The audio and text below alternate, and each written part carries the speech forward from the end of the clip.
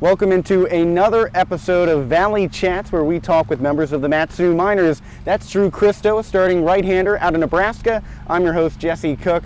And Drew, you've been in Palmer now for almost 2 months. Have you gotten to do any true Alaska activities? Oh, 100%. Got to do a lot of things. Going out fishing the lakes. When my family was up here, we actually went down to Whittier, got out in the ocean on a fishing charter, caught some halibut. What else have we done? Been up to Hatcher's Pass a couple times. Took a swim in Gold Cord Lake up at the top of the mountain. So definitely living in Alaskan summer.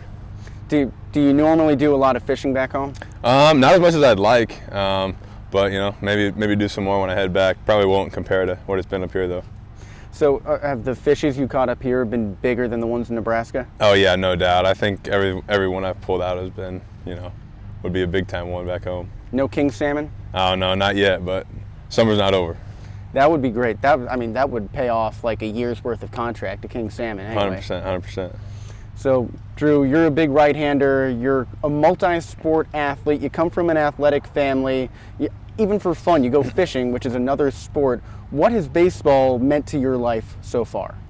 Oh gosh, I mean baseball, and I think just sports in general, outside of family, friends, and faith, I think has had the biggest impact on my life.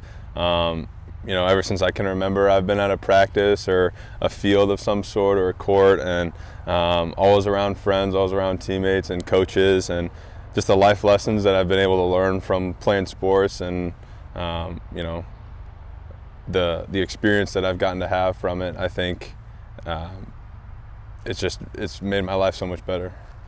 So you mentioned faith. We know a bunch of players, they'll read like passages of the Bible or something before a game. Some people have wacky things with batting gloves. They've got their own pregame rituals. Some people do things even more abstract. I know teammates Ethan Lyke and Landon Rogers have a handshake that they do. So does head coach Tyler Brunn and assistant coach Kyle Watson. Do you have any of those odd pregame rituals? Yeah, I mean, baseball, you definitely run into a lot more superstitious people, I think, than other sports for sure. One of the things that, that I've tried to do is when you're on the mound, being able to just flip that switch and go to a side of you that you normally aren't. And the sporting arenas and the baseball field for me allows you to do that, and you can really be whoever you want to be out there, and tap into that.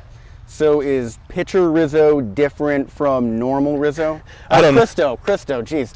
Yeah. I keep mentioning your teammate Will Rizzo. He's another animal. Yeah, 100%. But I think definitely, yeah, off the field, and day to day, I try to be, pretty, kind guy, respectful, and pretty quiet. But on the mound, really try and just let the competitive energy out, and not really worried how that looks up there. If it comes in more in an aggressive state one day and if it's more reserved another day, really whatever it needs to be that day is what I'm going to let out. And so it definitely is, little two different personas, I think.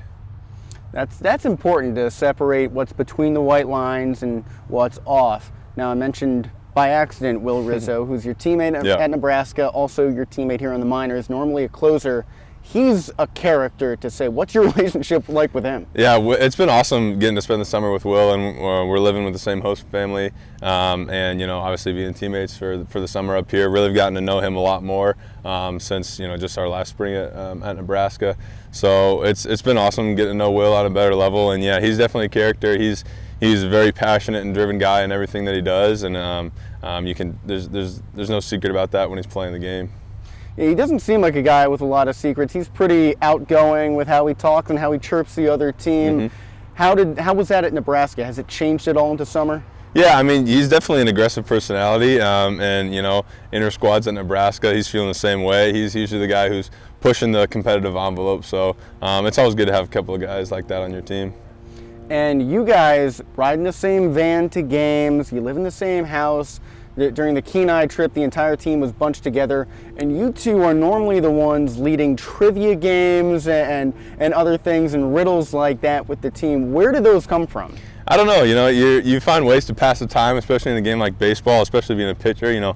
Most of your week you're sitting around just trying to look pretty. And so, one of the things that we started doing on our trips, especially to Anchorage on the way back, is Rizzo will fire up trivia games from, history to movies and, everything in between, and just kind of pass the time and get to know the guys a little bit better.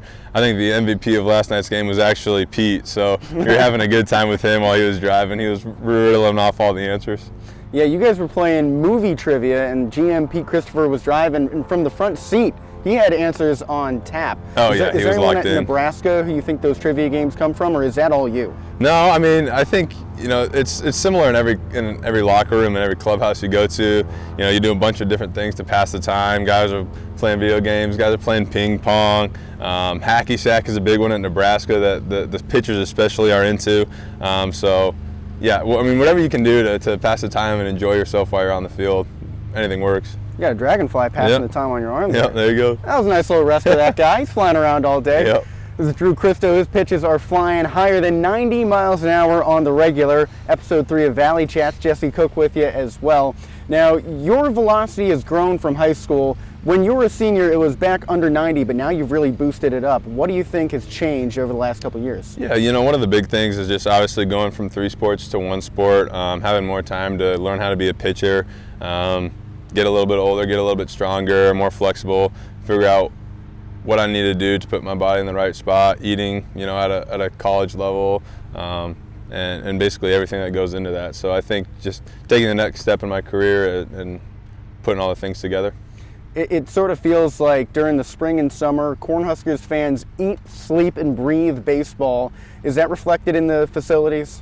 Yeah, I mean, Nebraska is top of the top when it comes to facilities and everything that they're doing in that program. And you go anywhere across the country, you're going to find nowhere better than Nebraska in terms of facilities. They really invest a lot into their student athletes, into the athletic facilities and academic and nutrition, and it's really top class. And you got to host the Big Ten championship game against Maryland. What was that atmosphere like? Yeah, I mean, that was unbelievable. You're playing in Omaha, Nebraska, actually the same stadium, where the CWS is held. And so for us, being only 45 minutes away in Lincoln, that's basically a home game. And playing in that stadium in front of, I think we had 8,000 our first game, 10,000, 15,000 our third game and night game. Basically your own mini version of the College World Series, and just electric atmosphere. The Husker fans are no doubt, I think, the greatest on the planet in anything, and especially, when you play on a good game against a good team, they're going to pack it and be at your back. So it was awesome. I mean, that basically was a home game. Like you said, being in Nebraska, but still a 45-minute drive. Cornhuskers fans travel. It looked like a sea of red. Yeah, I mean, that place was packed out in red. There's not a seat that was within a good range that had a Husker shirt on it. And yeah, I mean, Husker fans travel. They're all across the country. I've actually had like 4 or 5 people while I'm up here in church or up there but on the velo gun coming up to me. I'm wearing Husker gear, and they come up to me and say, "Oh, are you from Nebraska? You go to Nebraska? We're from there. We're huge Husker fans." And so even up here in Alaska, they're everywhere. So it's definitely a strong fan base. That's incredible. I mean, I think about it in terms of major league sports, where if you're, say, in Japan and someone comes up to you wearing like a Boston Red Sox hat, that's remarkable. Cornhuskers fans are all over the place. Now, your family is Nebraska born and bred. Mm-hmm. Your dad played for the Cornhuskers on the football field and even has a couple national championship rings. Yep. Pops has got 3 of them, actually. He was there for the glory days from 94 to 98, so he's got 3 national championship rings. So, was there anything besides the family history that drew you to Nebraska? Yeah, there's a lot of things. Obviously, the first one was, growing up as a homegrown kid, especially with a dad who played sports at Nebraska. That's like everybody in Nebraska wants to do that. That's your dream, and that's always what I wanted to do. And then as, I kind of got into high school and saw that, this would be a door that I could go through. You go out and you do all the official visits and you go everywhere, and all the places that I went, my heart just kept telling me, Nebraska's home, and the relationship with the coaches there, and like I said earlier, the facilities, the academics, it was kind of a no-doubter.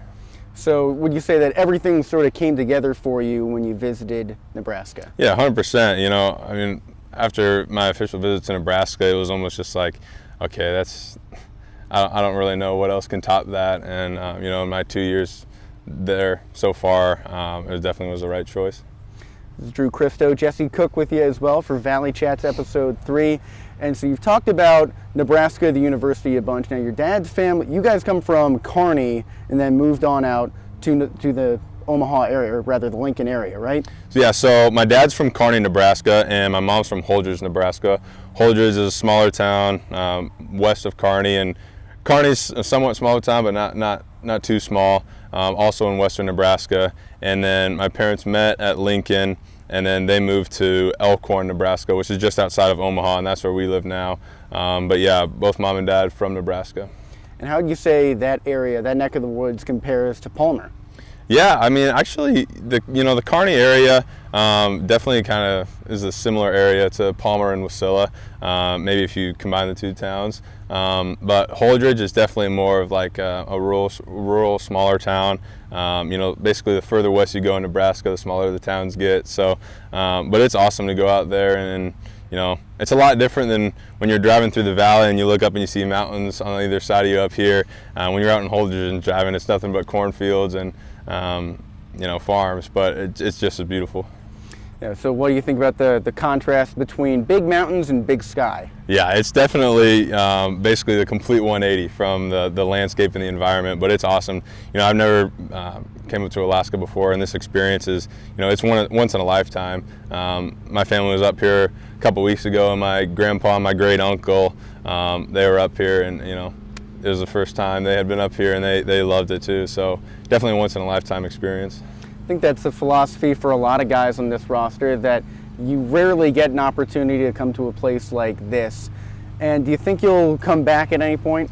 Yeah, I mean, who knows, whether it's playing more baseball up here, or if it's coming on vacation at any point in my life.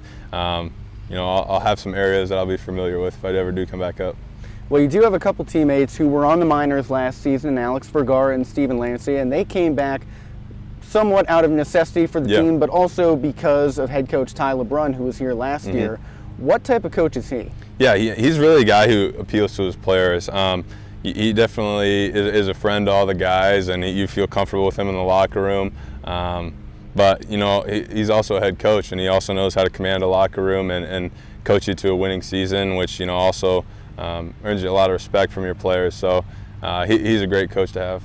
That's right. The Miners are currently in first place, a game away from clinching home field advantage, 2 games away from clinching first place in the regular season, and a lot of that is due to the pitching staff. I mean, you had your own 7 innings shutout with 10 strikeouts. Ethan Lyke had another 7-inning complete game. Brandon Downer earlier this week had a 9-inning complete game. How much of that credit goes to pitching coach Steve Hecker? Yeah, Steve's a great guy.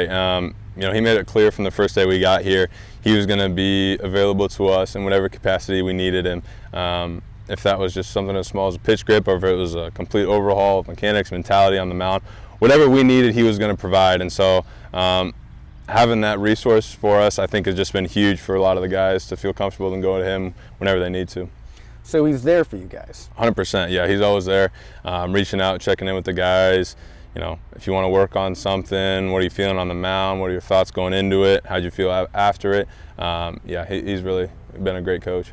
Is there anything else that you think makes Heck unique as a coach? Yeah, it's nice because he's been there, he's done that. It's really nice when you have a coach who's gone through the same path that you're on right now. Coach Heck, he was a college player. He played in the minors. He went through the whole process of what we're all trying to do. So his insight in those areas is super helpful. And like you, he's a newcomer to Alaska. Feels like everyone on the team through the first couple days felt a little unsure of the area, but gelled really well as a cohesive unit. What was that like in the first couple weeks? Yeah, the team chemistry on this team is unbelievable. Even when we got picked up at the airport and the car ride into Palmer, guys are already starting to bond from then. And then you go on the Kenai trip, and that's an experience that you won't ever forget, just because you're in these dorm rooms with no ceiling, and you're basically spending 72 to 98 hours with these guys just uninterrupted, and so you create really strong friendships in a quick amount of time.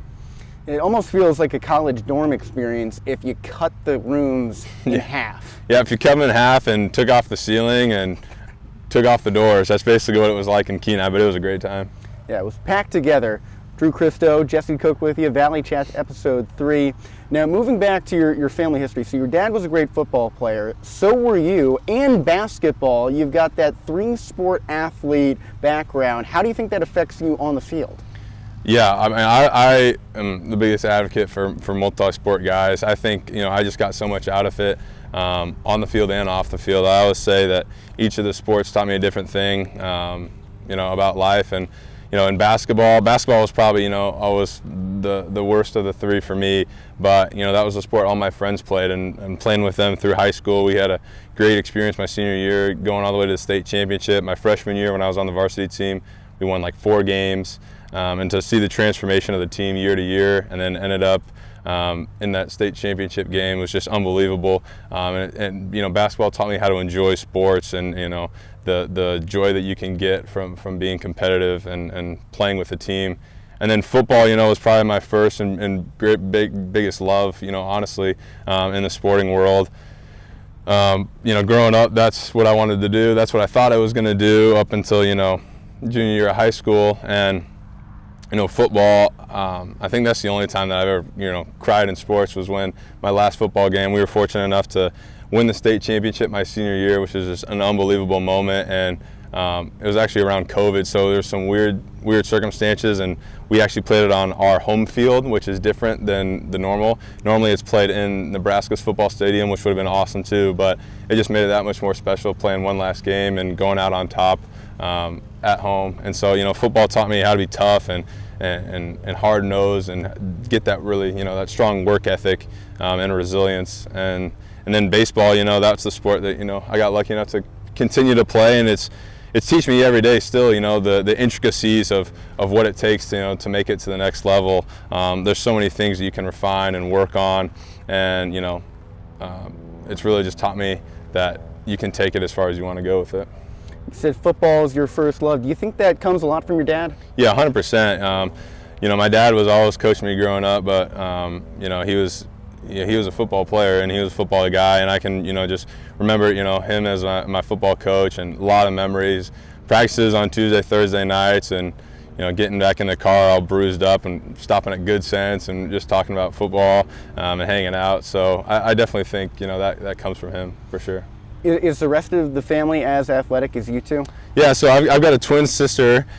She is not into sports. She loves sports. It's actually funny. She is probably the most competitive person in our family, even though she's not involved in athletics. There's moments when she'll be watching my games and she's got to go to the car because she can't stand to watch me up there pitching because she just gets too nervous. But yeah, so love her, and she's actually, she's in nursing school right now, so she's in the nursing program at Omaha. And then my younger sister does volleyball. She'll be a senior in high school. And then my younger brother will be a freshman this year, and he does football, basketball, and baseball this year. That's a big family, a lot of athletics in one place.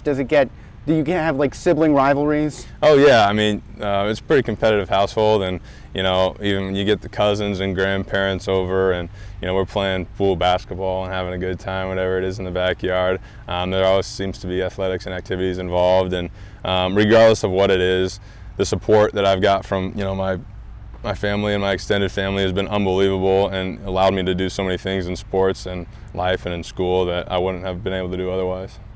I've got just a couple more questions for you. This is Drew Christo, alongside I'm Jesse Cook for Matsu Miners Baseball Network. This one relates to the entire team. Everyone's growing out their mustaches right now, but you've had it since day one. Yep.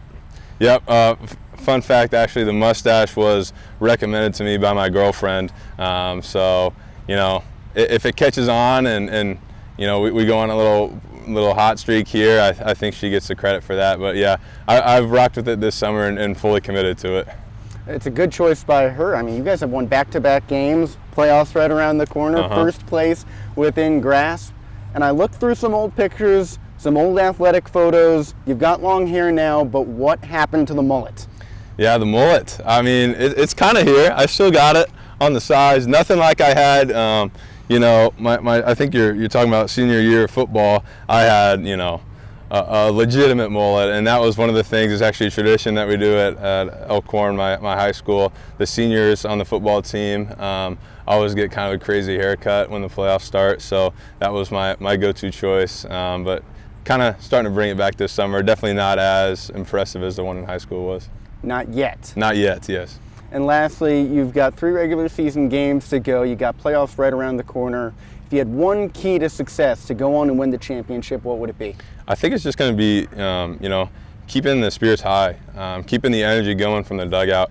We have so much talent on this team. That's not going to be what ends our season early. As long as we keep the energy up in the dugout and keep the vibes up in the dugout and really want to go win this thing, I think it's just going to be up to us to decide to go do that. Well, Drew, thanks for joining us on Valley Chats. That's one of the Miners' aces, right-hander out of Nebraska, Drew Christo. Thank you so much for your time. You're welcome. Thanks, Jesse. I'm Jesse Cook. This has been episode 3 of Valley Chats.